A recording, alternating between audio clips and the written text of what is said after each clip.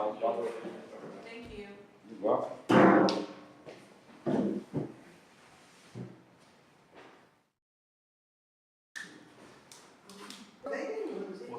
All right, guys. Yes, sir. Let's hit it. I had to wait. Well, they need to get, to grow, yeah, so I like told it. All right, Chris. Here we go. Here we go. All right. Ready for this? Yes, sir. No popcorn?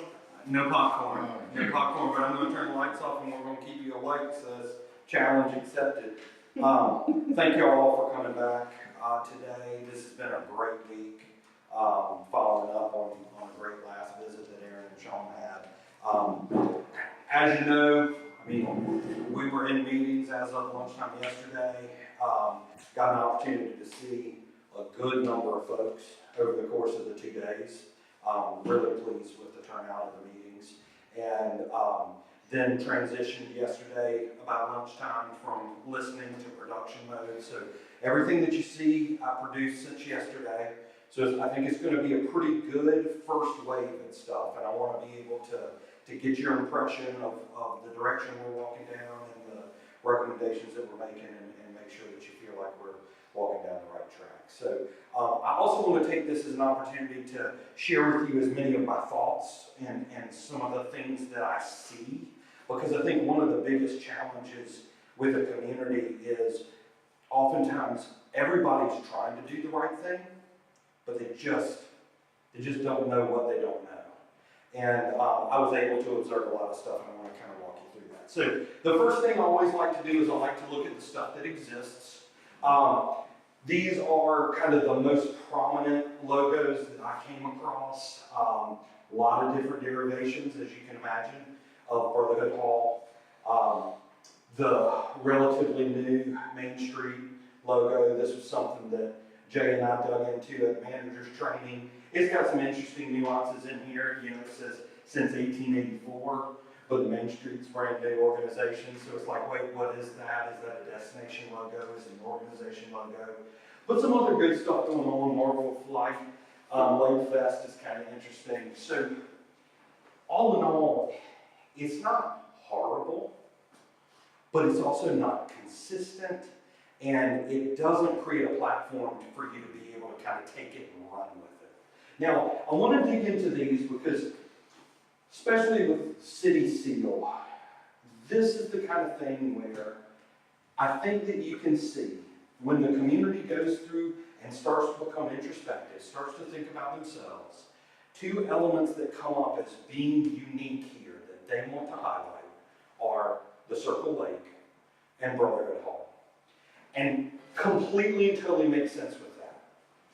The problem with it is, it's very difficult to make that happen because they keep trying it to make it too literal. So you either have to do this kind of crazy aerial, looking down, or you have to do something like this, which probably, I think we would agree, is probably actually the best of the three on there. Yeah. But still, once you hit the lake at the bottom, your circle starts to kind of fade away and it starts to feel a little bit weak. In addition to that, anytime you try to incorporate a building that's this wide into your logo, you end up making a design challenge for yourself. So we're going to make some recommendations on how to handle all of those elements in a way that's simple and easy, and also compartmentalizes those different graphic components in a place that makes sense. So the first thing that I always like to talk about is that difference between the organization brand and the destination brand. So with this, we're going to be introducing a single destination brand for the community. That's going to be DeFuniak Springs. That's the identity that the business community, along with the organizations, all use in unison to build brand equity for the place. We're also going to introduce a series of organizational logos with a focus on the city and Main Street, so that they have identities for what it is they're doing, but separate from that destination brand. So if Jay goes and irritates a downtown business owner, they're not going to stop promoting the place just because they no longer like Main Street. They still have that tool to build that equity. So typically what I do is I go through and I first select a color palette. Okay? So, It's the most important part. yeah. So, colors are really, really important in creating connectivity. What I've done here is I've selected a 5-color color palette. I knew that I wanted to do something that allowed us to have a certain amount of vibrancy. A lot of times people hear 4 or 5 colors and they're like, isn't that a lot of colors? There are 2 questions I get a lot. First of all, I get, doesn't that make printing a lot more expensive? Yes, it absolutely does in 1987. But now we're good. Like, printing technology is a different world. We're not coming across that the same way we used to be. And then in addition to that, I have found that when you have fewer number of colors, you start to feel very, very corporate. So what you're actually going to see is, even though I'm introducing 5 colors, when I address the city, that palette simplifies down to 2. So that they can be very corporate in nature, but we still have this energy and this activity. So what I did is I took some of the photos that we had taken from throughout the community. I run color samples on them to see things that appeared over and over again. And I was able to create a color palette, a warm gray, a blue, kind of a tealy green, and then 2 really warm tones. These they connect in but aren't as muted with some of the brick that we might see through the community. I wanted to create 4 colors but not stretch it out on the spectrum. Didn't want it to feel too rainbow. That's really, really important in selecting that. So this will be the foundation with connectivity through our color. And then the next thing that I started to do was look at typeface. Typeface was all over the board. There was no continuity in typeface or font selection whatsoever. So how do we do things that will allow us to do that? I'm here to give you a really, really big burden relief from you. Just because you're an old community doesn't mean you have to use papyrus. It's one of those dynamics where we automatically assume historic community, old, hard to read typeface. So I tried to look at some of our original source materials. I love the program cover from the first annual session. I think it's interesting in reading this because I literally got into an argument last week with somebody about whether or not the first time you do something is a first annual. Or is the second time you do it the first annual. So it was this interesting dynamic. So what you actually see here is you see a composition that uses 5 different typefaces just on the cover. That was very, very customary at this time period. A lot of times people would hone in on a typeface like this. It's really ornate and it's pretty. It's too complex. So the thing that I was drawn to was the secondary typeface. I was able to match this very, very closely and select your primary typeface from that. So the primary typeface comes in all caps, but what it actually does is it has a small caps and large caps. Because your name is big letter, little letter, big letter, this makes for a really nice dynamic while still having a lot of weight. Because of how rigid this is, I wanted to select a secondary accent typeface that was a little bit more hand-touched, a little bit more organic, so it didn't feel too sterile. Make sense? Okay, so then once we have colors and once we have typeface, then we move into this kind of messaging. What do we want to say? How do we want to tell the story? And what we do is we take all the things that we heard from our input meetings, all the things that we read from our survey results, and we create something that we call a brand statement. And I think it's 4 slides or so, so I'm going to read that for you now. We are DeFuniak Springs. Founded in the 1880s along the Pensacola and Atlantic line, DeFuniak Springs was born on the shores of a perfectly round, spring-fed lake. An oasis of intrigue, DeFuniak Springs served as the ideal spot for a new resort town. And the combination of our access and our climate made it an ideal location for one of America's earliest cultural movements, the Chautauqua. Explore the original campus of the Florida Chautauqua along our beautiful lake yard. Discover the purity of the Hall of Brotherhood and soak in this history, our grand Victorian homes, school, library, churches, and historic hospital, all surrounding this natural Lake DeFuniak. As a community, we were founded on the 4 pillars of the Chautauqua movement: arts, recreation, education, and spirituality. Learning and teaching have always been part of who we are. One of the first planned communities in Florida, we provide the authentic inspiration for the popularity of new urbanism. Our oratory of yesteryear laid the foundations for today's TED Talks. Over 130 years later, our values still permeate the activity and experiences of DeFuniak Springs. Everyday life includes paddleboarding on Lake DeFuniak, discovering delicious food in a historic setting, enjoying local artists and makers at Downtown Arts Night, learning and growing through our amazing schools, and yes, attending a keynote talk at the annual Chautauqua Assembly. Like our natural lake, life in DeFuniak is well-rounded. DeFuniak Springs is in the heart of the Panhandle, but aren't old Florida. We're the seat of a coastal county, but aren't a beach town. Instead, our heritage and culture is wrapped in our character as a true southern town, one defined by hospitality, tradition, community, and warmth.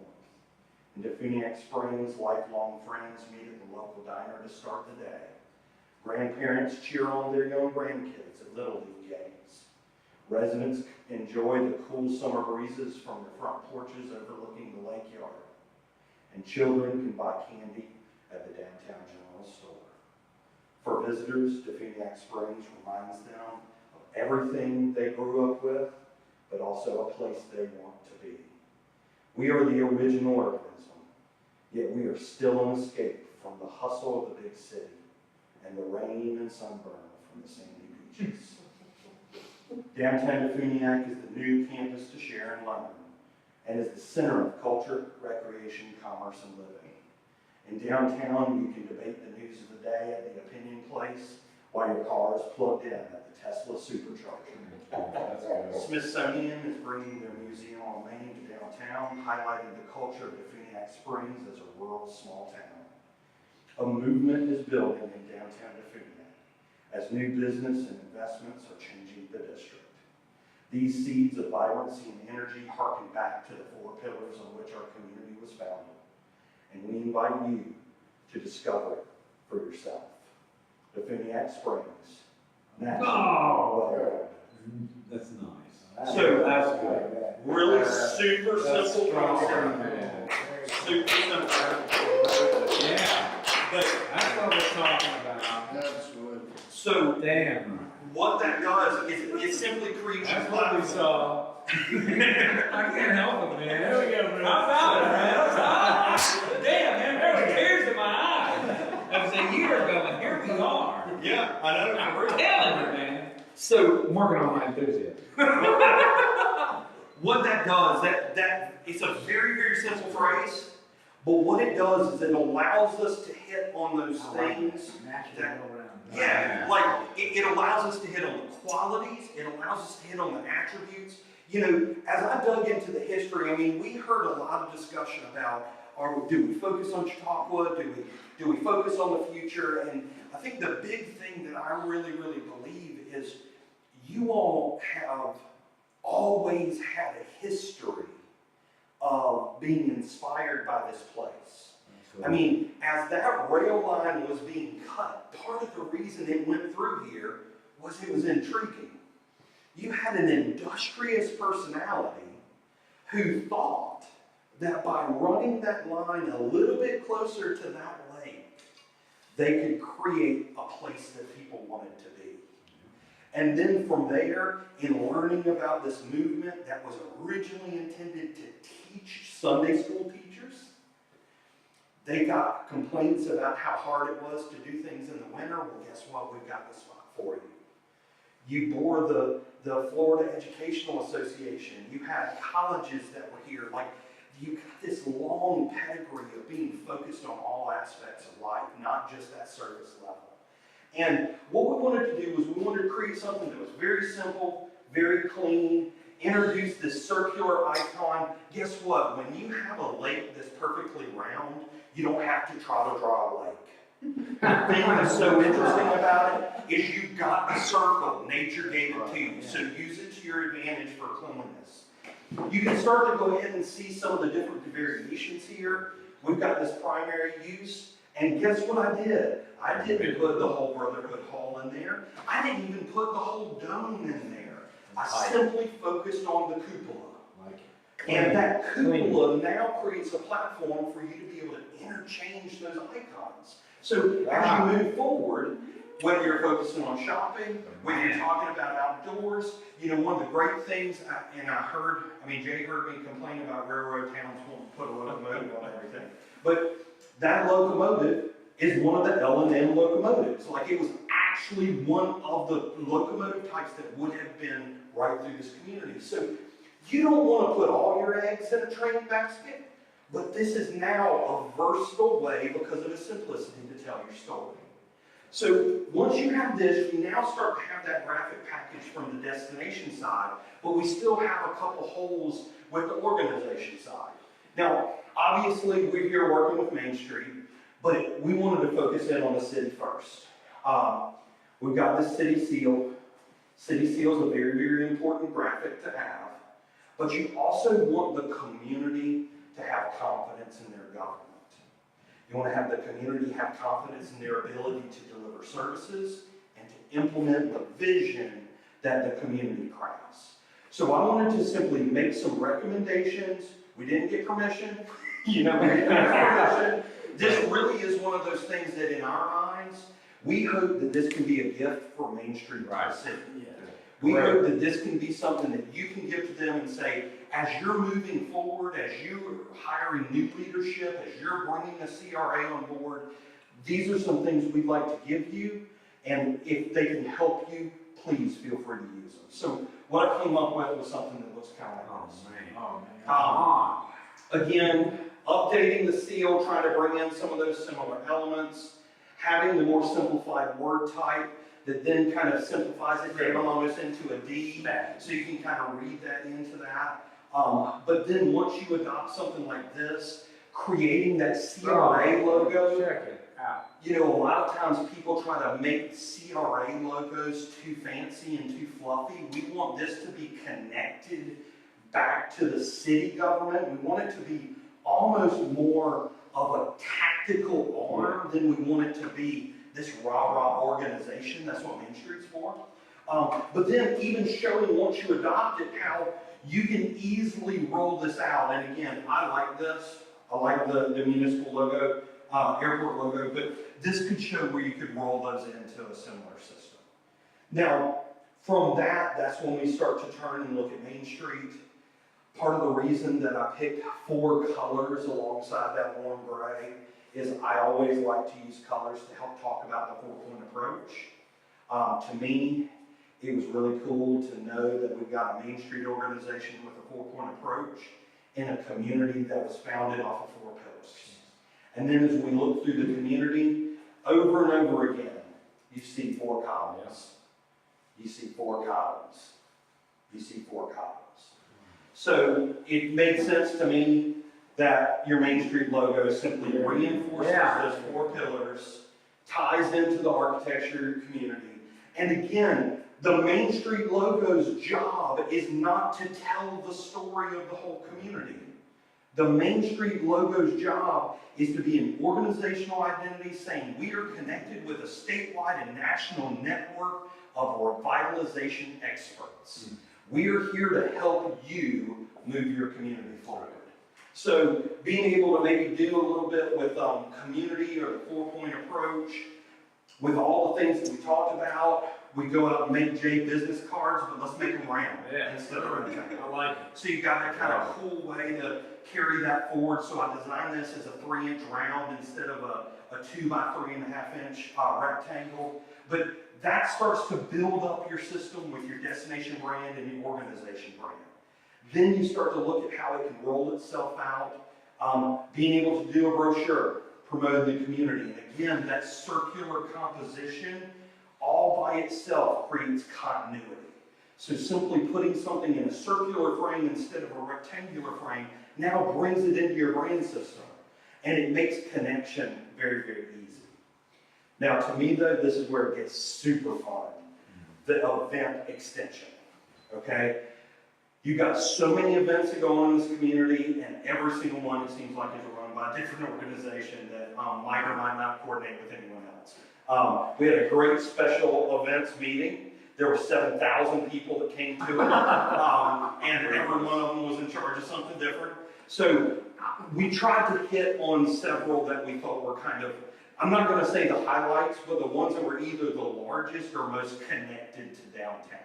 So the first one that I looked at was Lake Fest. So you got your Lake Fest logo.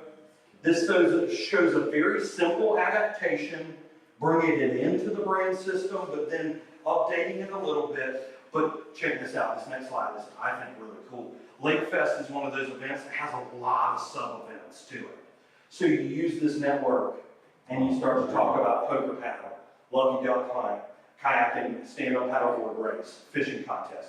So now you start to have sub-brands in that event. Again, tying all those in together. Arts Night, really good logo for Arts Night, but this simply shows how you can take some of that inspiration, bring it into your system. Marvel of Flight, again, you can see how inspired the new is from the old, but this just shows how you can bring that into the brand system. A lot of times what ends up happening with logos like this is people try to do a little too much with the logo all by itself. Yeah. We want to bring in and introduce continuity in our graphic identities, which allow for more flexibility in the marketing itself. So you adopt a logo that stays the same year over year, and then you get really creative in your posters and your marketing and your Facebook advertising. And then even look at things like the Scottish dinner. You know, being able to use that simple circular element to bring those things in together. And then as you introduce new events to the community, and one of the big things that's happening in small towns all over the country is what they call glow rides, where people will go and put glow sticks and lights all over their bicycles and go out and do a nighttime ride. Well, here, how cool would it be to literally see a parade of illuminated bikes going around the lake? And they can meet downtown, they can cross on their bikes, do the lake, come back, and then go to a restaurant. That's always good to eat afterwards. But the event helps them to teach them how to cross the railroad, which is also an important thing in your community. So what we're showing is what we call the glow go-round. And again, just having that simple setup allows for future brand extension to be very, very easy. Now, what this starts to show you is it starts to show you a building event identity system, and it's not putting all the pressure on Main Street to run every event. But instead, you're helping the participants to connect the dots between all their positive experiences. Wanted to talk a little bit about signage. You guys have more signs per capita than I think any community I've ever been to. You actually, I'm pretty sure I saw signs telling you that there was going to be a sign. So we would just want to make some recommendations that help to focus in on a more holistic wayfinding system and a consolidated signage system so you can eliminate sign clutter. One of the first things that was interesting to us was the way that we decided to tell people to turn down a residential street to go into downtown instead of carrying them through and underneath this trestle, which anytime you cross underneath something like this, it feels like an arrival sequence. So, I know this is recorded, I'm not gonna say this too loud, but painting railroad trestles are those things that you just kind of accidentally stumble and pour paint on it and then ask forgiveness kind of thing. No, I'm just kidding. They've done, actually, we did a rendering in Macon. It's fabulous. And Macon was able to end up doing that, and that trestle in Macon ended up making a big impact. So what I'm showing here is simply showing a very simplified paint treatment to the main structure, some sort of graphic wrap around the columns, and then simply denote arrival at that architectural element. In addition to that, this guy right here, this sign is the perfect example of what happens when someone designs a sign off of a white computer screen instead of in the context of the place. In its own individual context, it's fine. But once it goes out into the world, it's too much going on. So simply showing how you can simplify that down, create a lot cleaner way to kind of focus in. Now I did incorporate in kind of a graphic panel with some texture on the side, but you got to be real mindful not to make things too busy. People are driving past, it needs to convey information first and foremost. Again, current wayfinding signs, they're small, they're low to the ground, they're somewhat ambiguous in what they point people to. So being able to adopt a continuation of a trailblazer system with interchangeable destinations, because of your scaling and everything, you can pull off maybe 4 destinations, but you never want more than 4. And anytime you're on the main highway, you want to try to keep that down to 3. But some of the signage that you all can look at can be far easier and far cheaper as well. Being able to make sure that all your businesses in downtown have signs that tell when they're clearly open. And be able to have a place where, believe it or not, you might want to have store hours on there. And a lot of business owners don't put signs up because they don't want to be held accountable for when they're closed. So, being able to have elements like this, I think it goes a long way. In addition to that, I went through and I designed some banners. Street banners, I think, are very, very important here. You've got some interesting dynamics. You're not going to be blown away by the banner design. It's simple on purpose. We have 4 colors, 4 single color banners. These are intended to be the most cost-effective style banner that you can get. It's a 1-color single design, allowing you to select several different canvas backs. And then we show a full color, what I call an art banner. Now, I walked a little bit farther than I normally do with a community because I want to show you why I'm introducing a system that's so simple. You need to use your banners strategically. Again, most banners are designed off that white computer screen, so they over-design them. With your solid color banners, you want to have a solid color that runs down each one of your entry corridors. When you are on Nelson Avenue, you want banners only on the downtown side. You want Nelson Avenue to actually feel weighted one way. You want banners all along Baldwin, and these are all your solid color. You can put them however you want to distribute them, but don't get clever and try to alternate your colors back and forth. That creates busyness. Use a single color per corridor so you create continuity and rhythm. And then these banners that I showed all the way around the lake, that's where the full color banners come out. That's where you turn the walk around the lake into an outdoor art gallery. So you take the art walks that are so popular and you truly turn them into something in the public space, but you do it in a way that's intriguing and driving people around it instead of putting them up here in a way where they're adding clutter. Make sense? So I think, again, we overthink these things and underthink them at the same time. We overthink what it should look like, and we underthink what we want it to help us perform in the space. And then finally, I just want to show you some examples of some marketing elements.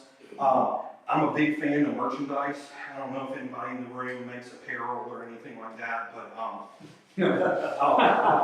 I think that anytime you can have branded elements that people can take away, that's extremely important. Oftentimes you go into a community and the best option you have is some sort of local high school memorabilia. So taking that branding, making its way out into materials and items that people want. So whether you're doing shirts, I think because of the dynamics in Walton County, I highly recommend getting some window stickers out there, so when you do travel south, people know where you're from. Reusable shopping bags, as people are going to other areas, they might be able to take that brand along with them. Water bottles, hats, and then, you know, possibly you came across this cool shirt. Again, you know, with that kind of stuff, I think it's anytime you have an opportunity to celebrate some of your own businesses, being able to do that, I think, is a great opportunity. And then the final thing I wanted to show you was the approach to advertising. To me, again, we've laid a very simple foundation that allows you to have sophisticated and simple to implement marketing. So if you're talking about eating downtown, again, you're starting to look at those circular images based off clean white backgrounds. As we celebrate the business opening up next door, we highlight, you know, fresh bread, bakeries going on, you know, that's the kind of stuff to me that's very exciting. Building more and more of that bike culture, that paddle culture, being able to take those elements, making it okay to drink a beer, and, you know, maybe cultivate a brew pub. There's this great study that came out of Pennsylvania where they went through and they looked at all these different historic downtowns throughout Pennsylvania, and they created the criteria that every downtown needed to have stickiness and a good, reliable place to get coffee and a good local place to get beer is always part of it. Yes. And, you know, then even simplified things like pizza and that kind of stuff, being able to take those simple approaches and create a consistent way to tell the story. And then it's simple. And then finally, you know, bring it in, recharge while you recharge. Being able to take advantage of those unique stories and those assets that you have. Really good. So, with that, that's what I was able to put together since yesterday. And I'd love to open it up and just hear your thoughts. Does it make sense? Do you feel like we're walking down the right road? Jay, if you want to turn the light on, I think we can. Ben, I think you ought to consider doing this professionally. I appreciate that. I appreciate that. Yeah,